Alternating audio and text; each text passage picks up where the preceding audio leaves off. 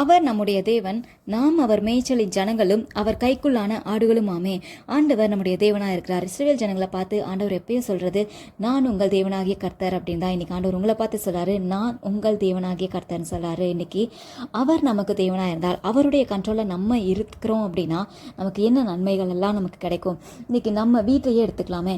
நான் ஒருவேளை நீங்கள் பெரியவங்களா இருந்தால் உங்களுக்கு கீழே உள்ள உங்கள் பிள்ளைங்களை நீங்கள் பார்த்துப்பீங்க. ஒருவேளை நீங்கள் பிள்ளைங்களா இருக்கீங்க அப்படின்னா உங்கள் பேரண்ட்ஸ் உங்களை டேக் கேர் பண்ணிப்பாங்க. யாராவது ஒருத்தர் பொறுப்பாக பார்த்துக்கிறாங்கல்ல. இன்றைக்கு ஆண்டவர்கிட்ட அந்த பொறுப்பை கொடுத்துருங்க. ஒரு மனிதர்களாகிய நாமே நம்மளுடைய பொறுப்பை கரெக்டாக செய்யும் பொழுது, நம்மக்கிட்ட ஒருத்தர் தேவைன்னு வந்து நிற்கும் பொழுது நம்ம நல்லதை தானே கொடுக்குறோம். அவங்க கேட்டதை விட உனக்கு இதுதான் நல்லா இருக்கும் அப்படி அவங்க கேட்டது தப்பான ஒரு சாய்ஸாக இருந்தாலும் நமக்கு ஒரு வேலை இது தப்பு, இவன் சின்ன பிள்ளை இவனுக்கு தெரியலன்னு சொல்லி நமக்கு தெரிய வரும் பொழுது, இல்லை இதுதான் உனக்கு கரெக்டாக இருக்கும் சொல்லி சரியானது கொடுக்குறோம்ல. அப்போ ஆண்டவர் உங்களை பார்த்துக்க மாட்டாரா? இன்றைக்கு உங்களோட தேவைகளை எல்லாம், ஏன்னா நீங்கள் அவருடைய ஜனங்களாக இருக்கிறீங்க.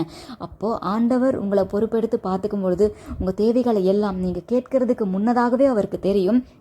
ஆண்டவர் உங்களுடைய தேவனாக இருக்கிறதுனால, உங்களுடைய முழு பொறுப்பையும் அவர் ஏற்றுக்கிட்டதுனால உங்களுடைய தேவைகள் எல்லாவற்றையும் அவர் சந்திப்பார், உங்களுக்கு பெஸ்ட்டை கொடுப்பார்.